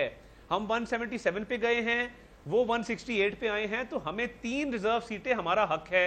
हमने लाहौर हाई कोर्ट के सिंगल बेंच के फैसले के खिलाफ आईसीए फाइल कर दी है और मुझे ये आपको बताते हुए खुशी महसूस हो रही है कि जो आजाद अरकान थे उनमें से 2 ने मुस्लिम लीग नून ज्वाइन कर ली है, बाकी भी ज्वाइन कर लेंगे। और इंशाअल्लाह ताला हमारी कंटेंशन इलेक्शन कमीशन ने मानी थी कि ये बाय इलेक्शंस के फैसले के बाद 5 रिजर्व सीट्स का फैसला होना चाहिए। इलेक्शन कमीशन ने मानी थी, लेकिन पीटीआई का हमारा क्लेम है कि हमें 3 सीटें मिलनी चाहिए। पीटीआई के लॉयर्स का तो आर्गुमेंट था जो कि कोर्ट ने तस्लीम किया था, वो ये था कि जो इनिशियल जब आप इलेक्शन होते हैं, जनरल इलेक्शंस होते हैं, उसके बाद जो आपको कोटा अलॉट किया जाता है आपकी सीटों के मुताबिक रिजर्व सीट्स का, वो बरकरार रहता है। बाय इलेक्शन के बाद उसमें ऊंच नीच नहीं हो सकती। ये मौकिफ तो उनका तस्लीम कर लिया गया था। हो सकती है। मेरा मौकफ क्या है? मेरा कानूनी मौकफ यह है कि ऊंच नीच तब होती है because this is a case of first instance. आज तक कभी नहीं हुआ कि 25 अरकान 63A के तहत डी सीट हुए हों और उनकी डी सीट होने के बाद पार्टी पोजीशंस रेडिकली चेंज हो गई हों और मेजॉरिटी माइनॉरिटी में कन्वर्ट हो गई हो और माइनॉरिटी मेजॉरिटी में कन्वर्ट हो गई हो। अब जब ये मामला हुआ है तो पार्टी पोजीशंस कभी तारीख में इस तरह चेंज नहीं हुई थी। लोग डीसी इतनी बड़ी तादाद में कभी नहीं हुए थे। 3 एमपीएस पे एक आपको रिजर्व सीट मिलती है ना पंजाब में, तो अगर 3 बाय इलेक्शन 3.5 साल में पीटीआई हारी है प्रोविंशियल असेंबली के, तो क्या तनासुब चेंज हो गया था रिजर्व सीट्स का? नहीं देखिए, वो तो सिंगल सीट का मामला था ना, इतनी बड़ी सिंगल सीट भी अगर आप 3 साल में हारेंगे और 3 साल के बाद आप देखेंगे कि जो आपका हाउस का रेशियो है वो तब्दील हो चुका है, क्योंकि पीटीआई लेट्स सपोज 3 या 4 एमपी की सीट हारी हो 3-4 साल में, तो तनासब तो फिर भी चेंज हो जाएगा। लेकिन कभी हमने देखा नहीं है कि रिजर्व कोटा चेंज होता हो। नहीं देखिए, तनासब कभी ये नहीं हुआ कि बाई इलेक्शन के नतीजे में कोई गवर्नमेंट जो है वो अपोजिशन में कन्वर्ट हुई हो और अपोजिशन गवर्नमेंट में कन्वर्ट हुई है। इतना बड़ा नंबर कभी आया नहीं। हमारी कंटेंशन ये है कि इतनी बड़ी चेंज आ गई है, अब इसको नए सिरे से डिसाइड होना चाहिए। हमने रूल्स लॉ को देखा है, इलेक्शन कमीशन ने हमारी कंटेंशन को तस्लीम करते हुए ये फैसला मौखर किया था, बाई इलेक्शन के रिजल्ट से मशरूत किया था। तो हम आईसीए में जा रहे हैं, हमें उम्मीद है कि हमारी कंटेंशन मानी जाएगी। सही, अब चले अज्यूमिंग, क्योंकि अभी तक जो फैसला है 173 तरीके इंसाफ के है, 177 आपके, तो ये मुकाबला अब जो होने जा रहा है 17 जुलाई को, ये तो बड़े कांटे का होने जा रहा है, क्योंकि अब तो इसमें रन ऑफ होगा, जो ज्यादा सीटें हासिल कर लेगा वो जीत जाएगा। यानी कि अगर तरीके इंसाफ 12 भी हासिल कर लेती है तो वो फिर आपसे आगे निकल जाएंगे। देखिए, जो बाई इलेक्शंस हैं हमारे बड़ा फोकस है, बड़ी तवज्जो है। बहुत सारी जगहों पे पीटीआई के पास उम्मीदवार नहीं थे, उन्होंने उन लोगों को टिकटें दी हैं जो हमारी पार्टी एक दो जगह छोड़ के गए, including Bhakkar, including a few other districts. बात यह है कि ऑन ग्राउंड अल्हम्दुलिल्लाह पोजीशन बहुत स्ट्रांग है और हमें उनकी निस्बत कम सीटें चाहिए, उनको ज्यादा सीटें चाहिए मेजॉरिटी अटेन करने के लिए। तो पंजाब के सूबे में मुस्लिम लीग नून को 11 सीटें हासिल करनी हैं 20 में से। तो मैं इसको अल्लाह ताला के फजल से, अल्लाह ताला से डर के मैं कहता हूं कि ये इतना बड़ा चैलेंज नहीं है।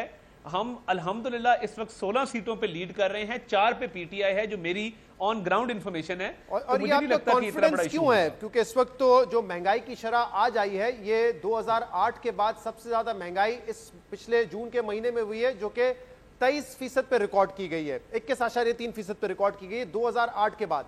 जो पिछले महीने के मुकाबले में महंगाई हुई है 6.3%, वो पाकिस्तान में पिछले 30 साल में नहीं हुई है। अभी मजीद बिजली की कीमत बढ़ानी है, गैस की कीमत आपने बढ़ा ली है, फिर भी आप कैसे कॉन्फिडेंट है? क्या इसकी वजह यह है कि इमरान खान साहब कह रहे हैं कि इनको हिमायत हासिल है उन लोगों की जो हमें कॉल करके कह रहे हैं, हमारे लोगों को कॉल करके कह रहे हैं कि पीटीआई का टिकट ना लेना? बात यह है कि आपकी वसातत से, मीडिया की और आप जैसे बाशऊर एंकर्स की वजह से लोगों में बहुत शऊर आ गया है। लोग इस बात को समझते हैं कि किसने क्या मसला पैदा किया, महंगाई क्यों हुई, और लोगों को यह भी पता है कि किस में काबिलियत है कि वो इन मसाइल को हल कर सके। अब हम जब छोड़ के गए थे महंगाई 4% पे थी, हम वापस आए हैं तो ये 14% के ऊपर है। तो लोगों को पता है कि वो 4% से 14% किसने की है और किसके बिछाए हुए ये माइंड ट्रैप्स हैं जिसके तहत आज मुल्क इस मुश्किल में घिरा हुआ है। और लोगों को यह भी पता है कि मोटरवेज का जाल मुल्क में किसने बिछाया, बिजली के मंसूबे किसने लगाए, सेहत और एजुकेशन के जो मंसूबे हैं वो किसने लगाए। तो बात यह है, लोगों को होप है। हम आज भी बाहर निकलते हैं तो लोग जो हैं वो अच्छे तरीके से वो हमारे साथ पेश आते हैं। आप गाड़ी में निकले, लोग आपको वेव करते हैं, विक्ट्री के निशान बनाते हैं। उसकी वजह यह है कि उनको पता है जब वो 100 रुपया महंगा पेट्रोल डलवाते हैं, पर लीटर 100 रुपया महंगा पेट्रोल डलवाते हैं, तो फिर आपको वेव करके निकलते हैं कि बहुत अच्छा काम किया आपने, वेरी गुड, वेल डन। नहीं, देखिए मैं बात ये कर रहा हूं कि उनको पता है कि ये महंगा किसने किया है। आईएमएफ के पास महंगा तो आलमी मंडी में महंगा हो रहा है और इसीलिए इकोनॉमी का ये हाल कर दिया। महंगा हो रहा है इसलिए आपको महंगा करना पड़ रहा है। जब तहरीके इंसाफ भी महंगा करती थी वो भी आलमी मंडी की वजह से करती थी ना। तहरीके इंसाफ महंगा नहीं करती थी, जाते हुए आपको पता है कि आलमी मंडी में कीमतें बढ़ रही थी और यहां कीमतें कम कर गए, अरबों रुपए की सब्सिडी दे गए और एक ट्रैप बिछा गए।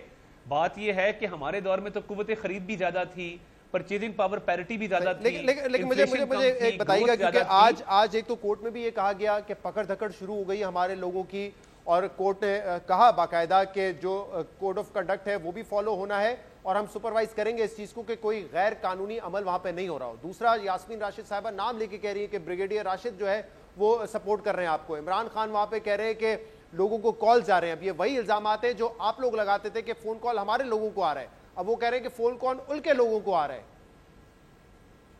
देखिए, यास्मीन राशिद साहिबा एक सीनियर पॉलिटिशियन है, मगर वो बहुत अटेंशन सीकिंग डिसऑर्डर है उनको, कि पहले गिरफ्तार होने की कोशिश की, गाड़ी में बैठ गई, पोर्च में लेट गई। हमने उनको गिरफ्तार करने की ना ख्वाहिश थी, ना हमने उनको गिरफ्तार करने के अहकामात दिए।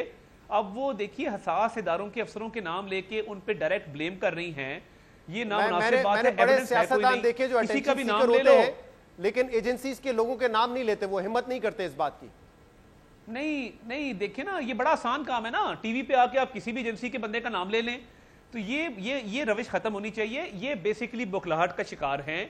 इनको पता है कि इलेक्शन में मुकाबला है कोई नहीं और हम हार रहे हैं, तो हम इल्जाम जो है वो एक हसास इदारे पे लगा दें, उसका अफसर का नाम ले लें। तो ये तो देखे ना, ये तो पूरी आर्मी चीफ से लेके नीचे रैंक्स तक की जो एक मरियम नवाज इल्जाम साहबा तराशी अपने की जलसों में नाम लेती रही है, काबिले मुजम्मत है। मरियम नवाज साहबा नाम लेती रही है जलसों में, अपने प्रेस कॉन्फ्रेंसेस में नाम लेती रही है हसास इदारे के सरबराह का, तो फिर वो एक्सेप्ट कर लिया जाए या उसको भी यही समझा जाए कि वो ऐसे ही बिलावजह इल्जाम लगा रही थी? नहीं देखिए, या इन इल्जामात को देखना चाहिए कि कोई इसमें सदाकत है या नहीं है? नहीं देखिए, बात यह है कि हमने जब भी तनकीद की है बड़े मुस्बत अंदाज में की है, कंस्ट्रक्टिव क्रिटिसिज्म किया है, कभी किसी की जात को अटैक नहीं किया।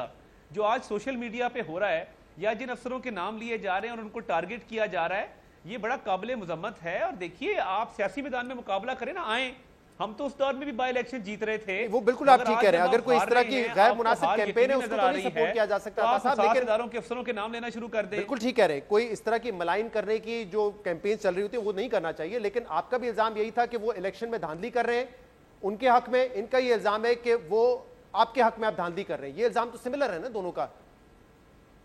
नहीं देखिए, बिल्कुल इनका बेबुनियाद इल्जाम है। हम तो फील्ड में मौजूद हैं, आके फील्ड में मुकाबला करें, तो निकल ही नहीं रहे। इनकी तो अभी यूसी वाइज टीमें नहीं तश्कील दी गई। और देखिए, बात यह है कि हमने तो चले बड़ी मुश्किलें काटी थी, जैसे भी काट ली। इनको तो अभी देखिए, ये तो अभी सिर्फ हालात ऐसे हैं कि जिनमें इनको इलेक्शन में मुश्किल पेश आ रही है, इनके पास उम्मीदवार बहुत सारी जगहों पर नहीं है, तो ये अब हसास इदारों का नाम लेना शुरू हो गए। मैं समझता हूं कि ये सियासत में इदारों को मत धकेलें, आप अपनी इलेक्शन कैंपेन करें। अगर आपसे होती है, नहीं होती तो किसी पे दूसरे पे उसका इल्जाम जो है वो मत लगाएं। सही। और आज जो अश्योरिटी दी है कि हमजा शहबाज किसी तरीके से बतौर चीफ मिनिस्टर असरअंदाज नहीं होंगे, उस पर आप कायम रहेंगे? देखिए, वो पहले भी असरअंदाज नहीं हो रहे थे। इलेक्शन का एक कोड ऑफ कॉन्डक्ट है ईसीपी का, हम बिल्कुल उस पर अमल दरामद करेंगे, हम उसके पाबंद हैं। और इन तमाम 20 कॉन्स्टिट्यूएंसीज में इंशाल्लाह बिल्कुल आइन और कानून की पासदारी होगी। और मैंने तो पंजाब के अंदर एक डी वेपनाइजेशन कैंपेन शुरू की है बतौर वजीर आला, और मैं इंश्योर कर रहा हूं कि ये इलेक्शन असले से पाक हो। शहबाज अभी नहीं, मैंने वजीर दाखिला ही कहा है। अच्छा, आवाज मफल हो गई। ठीक है, चले, ठीक है, बहुत शुक्रिया, बहुत शुक्रिया। अताउल्लाह तारिक साहब हमारे साथ मौजूद। प्रोग्राम में शामिल करेंगे एक ब्रेक और हमारे साथ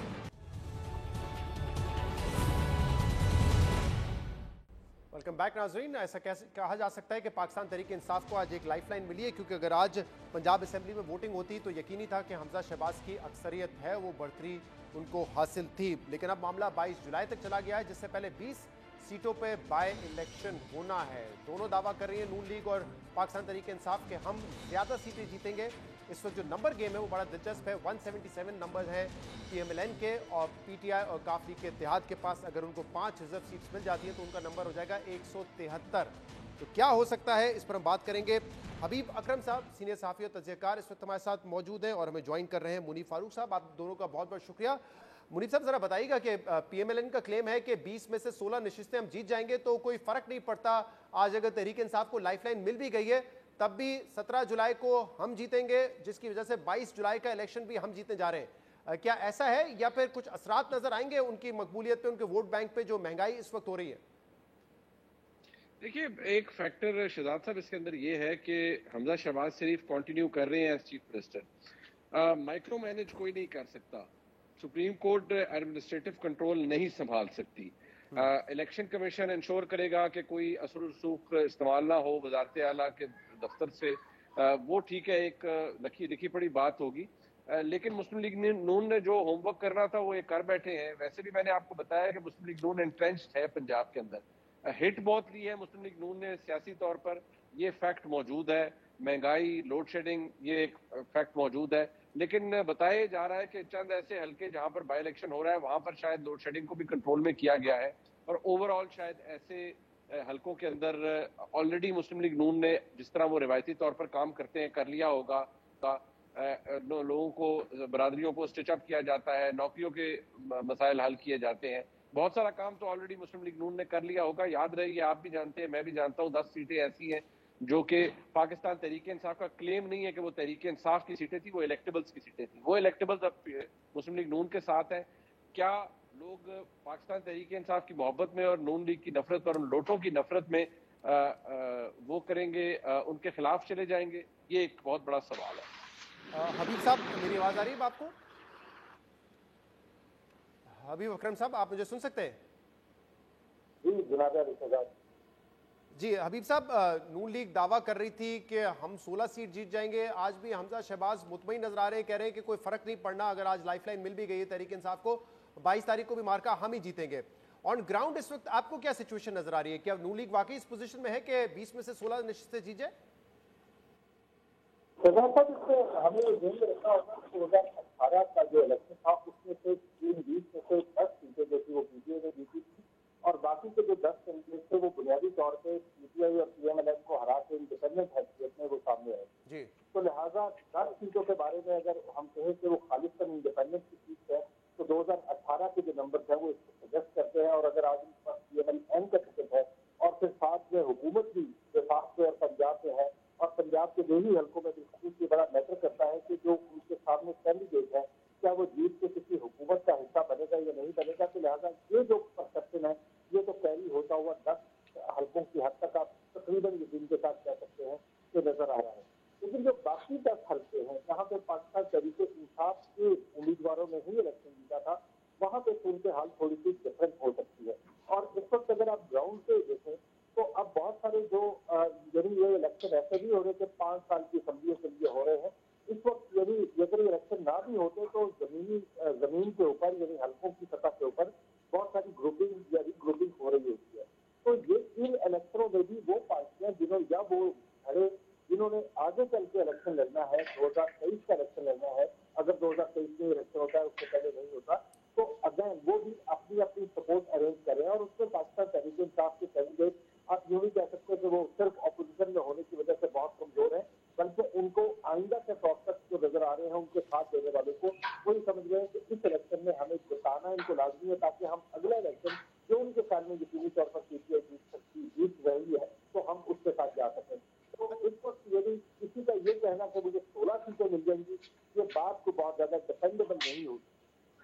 राइट। और हबीब अकरम साहब, क्योंकि हमेशा हम देखते हैं कि जो हुकूमतें होती हैं वो इलेक्शन पर असरअंदाज होने की कोशिश करती है, लेकिन आज सुप्रीम कोर्ट ने ये बाकायदा गाइडलाइन दी है कि जो इलेक्शन कमीशन का कोड ऑफ कंडक्ट है उसके मुताबिक इलेक्शन हो, और वो इंश्योर करेंगे कि कोई इन्फ्लुएंस अपना ना इस्तेमाल कर सके। लेकिन जैसे मुनीब साहब ने बड़ा इंपॉर्टेंट नुकता उठाया है कि अदालतें बैठ के माइक्रो मैनेज नहीं कर सकती है मामलात को, तो आपके ख्याल में आज जो कहा गया है उसका कोई फर्क पड़ेगा उससे? इससे पहले आप इस तरह थोड़ी कैफियत याद करें कि 1988 में जब पहली बार पाकिस्तान में असेंबली तोड़ी गई थी जनरल 1973 के तहत और मोहम्मद खान जुनैदी की गवर्नमेंट हुई, तो उस वक्त भी इलेक्शन बहुत क्रिटिकल था। पाकिस्तान पीपल्स पार्टी और उस वक्त आईजाए हुआ करता था, और नवाज शरीफ साहब की वो हैसियत थी कि जो पंजाब की असेंबली जब टूटी और तोड़ने के बाद उन्हें ही निगरान वज़ीर आला लगा दिया गया, और यहाँ पर जो हुआ वो आप सब जानते हैं। इसी तरह ये जो इलेक्शन है अगर तो बजाय ये 20 सीटों के ऊपर है, लेकिन इसकी हैसियत गवर्नमेंट के हवाले से बहुत ही क्रिटिकल है। यदि अगर इसमें से 16 सीटें को जीता तो वो गवर्नमेंट में आ जाएगा, तो और या फिर वो गवर्नमेंट में कंटिन्यू करेगा। तो ऐसी सिग्निफिकेंट सीटों के ऊपर गवर्नमेंट के ऊपर भरोसा वैसे ही कम हो जाता है। दूसरी बात यह है कि सुप्रीम कोर्ट माइक्रो मैनेज भी कर सकती है। और तीसरी बात, हमारा खुद जो इलेक्शन कमीशन का कंडक्ट है वो क्या है? इलेक्शन कमीशन के पास ना तो वो अपराधी कुव्वत है कि जिसके नतीजे में ये नीचे तक जाकर देख सके कि क्या वाकई इलेक्शन कमीशन का कोड ऑफ कंडक्ट जो है उसकी पूरी पैरवी हो रही है। नंबर 2, क्या इलेक्शन कमीशन का जो रवैया है वो ऐसा रहा है कि जिसके ऊपर भरोसा किया जा सके?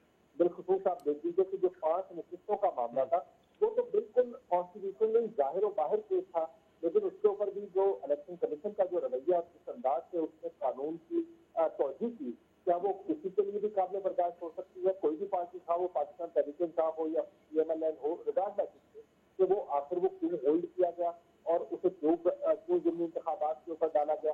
तीसरी बात यह है कि पाकिस्तान तहरीक इंसाफ बार बार इलेक्शन कमीशन जो कि चीफ इलेक्शन कमिश्नर का तो नाम ले लेकर वो कहती है कि वो जून के कारकुन बन जाना चाहिए उन्हें।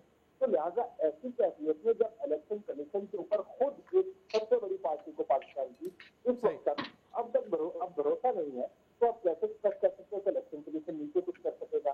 पांचवी बात यह है कि खुद मैंने इलेक्शन में अपनी आंखों से देखा 2018 के पहले कि इलेक्शन कमीशन तो मामूली सा ये काम कि लोग अपने कैंपेन के जो अखराजात हैं उनको किसी हद में रख सकें, वो भी पूरी तरह उनको इम्प्लीमेंट नहीं कर सकता, उसके ऊपर कभी इसने कोई काम नहीं किया। तो लिहाजा एक बुनियादी नौयत की जो चीजें हैं जब वो भी इंश्योर नहीं हो सकती, तो ये कैसे हो सकता है कि दूर दराज के 20 इलाकों में जहाँ इलेक्शन हो रहा है वहाँ भी ये सारी चीजें इंश्योर हो जाएंगी। राइट। और मुनीब साहब, क्योंकि इस वक्त हम देख रहे हैं कि जो रोल्स थे बिल्कुल वो स्विच हो चुके हैं। 2018 में नून लीग एंटी एस्टैब्लिशमेंट बयानिए के साथ लड़ रही थी, अब पाकिस्तान तहरीक इंसाफ एंटी एस्टैब्लिशमेंट के बयानिए के साथ लड़ रही है। और जो इल्ज़ाम पहले नून लीग या दीगर जमातों की तरफ से लग रहा था कि खुफिया हाथ इनको सपोर्ट कर रहे हैं, अब वही इल्ज़ाम इमरान खान और उनके पार्टी के लोग हुकूमत पे लगा रहे हैं कि उनको सपोर्ट है एस्टैब्लिशमेंट की खुफिया हाथ की। कितना बड़ा रोल प्ले किया जा होगा इसका, कितना डिसाइसिव होगा ये रोल? देखिए, इसका इम्पैक्ट तो होता है वैसे भी। If you are on the wrong side of the establishment and powerful quarters, तो नेचुरली आप एक डिफेंसिव पे चले जाते हैं। लेकिन पाकिस्तान तहरीक इंसाफ को ये बात ध्यान में रखनी चाहिए, वो सवाल हर एक पे उठा देते हैं, और पाकिस्तान तहरीक इंसाफ का ये शेवा रहा है कि कोई भी शख्सियत हो उसको कंट्रोवर्शियल बनाए। अगर माजी करीब में किसी ने बदतरीन धांधली की है किसी भी इलेक्शन के अंदर, किसी बाई इलेक्शन में, तो वो सेहरा पाकिस्तान तहरीक इंसाफ के सर जाता है। NA 75 के अंदर जो कुछ हुआ, और उसको फिर मंतकी अंजाम इसी इलेक्शन कमिश्नर के जेर असर जो सारे मामलात थे उनमें हुआ। दूसरी बात, जहां तक 5 नशिस्तों की बात रह गई, ये ज़हन में रखिएगा कि वो एक डिस्प्यूटेड मामला है। उसके ऊपर जब अदालत के अंदर आज भी जो फैसला अदालत की तरफ से इशू नहीं हुआ लाहौर हाई कोर्ट की जानिब से, उस पर फाइन नहीं हुए, उस पर ऑलरेडी एक ICA फाइल की जा चुकी है। और ये भी ज़हन में रखिए कि अभी तक जब तक इलेक्शन कमीशन के पास वो ऑर्डर पहुंचा नहीं है तो नोटिफिकेशन कैसे हो सकता था। दूसरी बात, ये मैं आपको दोबारा बता दूं शहजाद साहब, माइक्रो मैनेजमेंट नहीं हो सकती है। अदालत के फैसले या अदालती कार्रवाई नहीं है जिसके ऊपर मॉनिटरिंग जज बैठ जाए। इलेक्शंस और तरीके से कंडक्ट होते हैं। और बहुत बहुत शुक्रिया मुनीब फारूक साहब। और साहब हमारे साथ मौजूद थे, आने वाले बाई इलेक्शन पर अपना तजिया दे रहे थे। एक ब्रेक लेंगे, उसके बाद बात करेंगे महंगाई के हवाले से। कल पेट्रोल की प्राइसेस फिर बढ़ा दी गई हैं और 21.3% महंगाई के नंबर आए हैं, जो कि पिछले 14 साल का रिकॉर्ड है। इस पर बात होगी ब्रेक के बाद, हमारे साथ रहिएगा।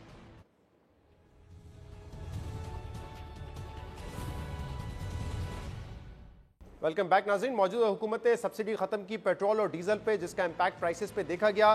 तकरीबन एक महीने के अंदर पेट्रोल पर 84 रुपीज़ का इजाफा किया गया, जबकि डीजल की कीमत में 120 रुपये का इजाफा किया गया। और अब ये नंबर्स रिफ्लेक्ट कर रहे हैं महीनावार जो महंगाई के नंबर आते हैं। CPI का जो नंबर आया है 21.32% महंगाई हुई है पिछले जून के मुकाबले में, जबकि इस मई के अगर आदाद शुमार को देखा जाए तो उसके मुकाबले में 6.34% की महंगाई हुई है। ये 6.34% की महंगाई 30 साल में पहली दफ़ा एक महीने के अंदर देखी गई है, जबकि 21.3% की जो महंगाई है वो पिछले 14 साल का रिकॉर्ड है। खाने पीने की अशिया हो, हाउसिंग सेक्टर हो, ट्रांसपोर्ट या फिर रेस्टोरेंट्स, इन तमाम की जो अफराते ज़र है उसमें इजाफा हुआ है, क्योंकि तेल की कीमतों में इजाफा हुआ है।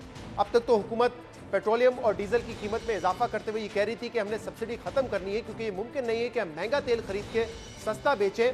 लेकिन अब हुकूमत ने लेवी और टैक्सेस भी लगाना शुरू कर दिए हैं। कल पेट्रोल की कीमत में 14 रुपये का इजाफा, 14 रुपये 85 पैसे का इजाफा, जबकि डीजल की कीमत में 13 रुपये 23 पैसे का इजाफा किया गया है। और 10 रुपये लेवी लगाई गई है पेट्रोल पर, और जो डीजल है उस पर 5 रुपये लेवी लगाई गई है। और इसको मरहलावार बढ़ाया जाएगा और 50 रुपये तक लेके जाया जाएगा। मिफ्ता इस्माइल साहब हो या नून लीग के दीगर रहनुमा, वो ये कहते थे कि लेवी उसी वक्त लगानी चाहिए जब पेट्रोल की कीमत कम हो, लेकिन इस वक्त पेट्रोल की कीमत ज़्यादा है और ना सिर्फ लेवी लगाई जा रही है, बल्कि लेवी का जो थ्रेशोल्ड था 30 रुपये का, उसको बढ़ा के 50 रुपये कर दिया गया है। पिछले हफ्ते हमारे प्रोग्राम में भी मिफ्ता इस्माइल साहब ने कहा था कि अगर कीमत कम होगी तो लेवी लगाएंगे, अदरवाइज हम कहीं और से टैक्स इकट्ठा करेंगे। अल्लाह ने चाहा तो मतलब देखें, जैसे कि आज 106 का हो गया, अल्लाह ने चाहा तो थोड़ा सा कम हो जाएगा। जब मुझे रूम मिलेगा तो हम थोड़ी सी टैक्स लेवी बढ़ा देंगे। अगर ये प्राइसेस नहीं गिरती तो फिर इस वक्त अगर डीजल 260 रुपए पे है, 234 रुपए पे पेट्रोल है, फिर आप 50 रुपए कैसे लगाएंगे? भाई अगर उधर नहीं लगा सके 50 तो कोई मसला नहीं, फिर मुझे ड्यूटी और उसमें ड्यूटी में बहुत पैसे मिल जाएंगे। इस पर मजीद बात करेंगे। अकबर जैदी साहब इस वक्त हमारे साथ मौजूद है। अकबर साहब बहुत बहुत शुक्रिया ज्वाइन करने के लिए। अकबर साहब, एक जवाब था कि सब्सिडी खत्म करनी है हमें, क्योंकि ये हो नहीं सकता महंगा पेट्रोल खरीद के सस्ता बेचे, लेकिन अब हुकूमत इन इन्फ्लेटेड प्राइस के बावजूद इस पर सब्सिडी, इस पर लेवी भी लगा रही है, टैक्सेस भी लगा रही है। आपके ख्याल में यही एक रास्ता था, या IMF को कन्विंस किया जा सकता था कि हम लेवी के बजाय टैक्स मजीद इकट्ठा करेंगे लेकिन किसी और एरिया से? जाहिर है कि हम उसमें नाकाम हो गए, ना तो कन्विंस करने पाए उन्हें और ये भी नहीं बता सके कि कहाँ से पैसे लेके आएंगे। पेट्रोल पे टैक्स लगाना सबसे आसान होता है, ये पेट्रोल के बगैर डीजल के बगैर मुल्क नहीं चलता, मईशत नहीं चलती, लोग घर से नहीं निकल सकते, सबको ख़रीदना है जितना महंगा है। बड़े मज़े की बात है ये आपने जो आदाद शुमार बताए, उसमें एक तो ये भी आपको पता होगा कि पिछले महीने 20% इसमें कीमत बढ़ने के बावजूद 20% उसका कंजम्पशन बढ़ी है पेट्रोल और तेल वगैरह की। साबित होता है कि चाहे जितना महंगा हो जाए लोगों को ख़रीदना पड़ेगा, सबसे आसान चीज़ है। और इसमें कोई किसी को ज़रा सा भी शुबा नहीं है, ये सिर्फ IMF के कहने पर किया जा रहा है, और तरीके से भी टैक्स आगे जमा किया जा सकता है, लेकिन ये जो उन्होंने तय किया था कि हर महीने 5 रुपये या 10 रुपये बढ़ाएंगे, वो उसकी इब्तदा है और आज से हो गई है और ये आगे चलता रहेगा, तो ये बढ़ती रहेगी कीमत, इसमें कोई शक नहीं। और अकबर ज़हीर साहब, आप क्या सूरत हाल देख रहे हैं, क्योंकि जो CPI इन्फ्लेशन रिकॉर्ड की गई है जून के लिए 21.3% है, 2008 के बाद ये नंबर देखा गया है। हफ्तावार जो इन्फ्लेशन है वो 30% को क्रॉस कर चुकी है। अब मज़ीद इसमें लेवी भी लगेगी, फिर हमने बिजली की कीमत और गैस की कीमत बढ़ानी है, तो ये महंगाई कैसे भी किसी आम आदमी के लिए अफोर्डेबल रहेगी, क्योंकि हुकूमत ने तो सिर्फ ये फैसला किया था कि 8 लाख खानदानों को 2000 रुपये देने हैं। तो अभी महंगाई तो शुरू भी नहीं हुई है, ये जो आप आदाद शुमार बता रहे हैं, ये तो पेट्रोल की कीमत तो अभी बढ़ी है, पिछले महीने बढ़ी है, जून के महीने में ज़्यादा बढ़ी थी, मई में थोड़ी बहुत बढ़ी थी, फिर जून में बढ़ी थी, अब ये और बढ़ेगी। ये इसका असर जो है हमें जुलाई में और अगस्त में जाके पता चलेगा।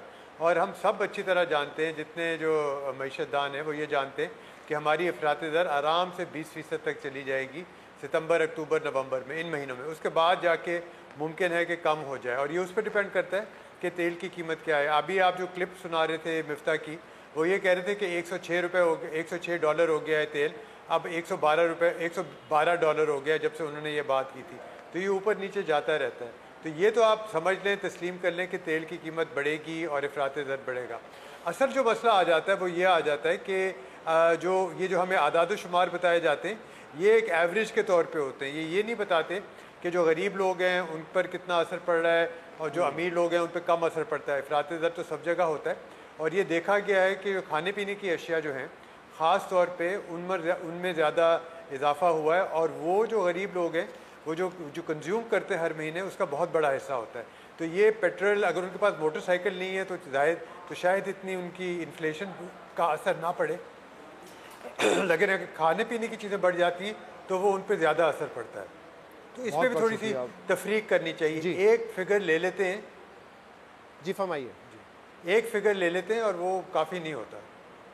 बहुत बहुत शुक्रिया अकबर ज़ैदी साहब हमारे साथ। हुकूमत ने पहले कीमतें बढ़ाई, सब्सिडी ख़त्म की, लेकिन अब हुकूमत इस पर पेट्रोलियम लेवी लगा रही है, क्योंकि टारगेट इस साल का 750 अरब रुपए का है, लेवी के जरिए तो इकट्ठा करना है। आज के प्रोग्राम में इतना ही, तो उसे इजाज़त दीजिए।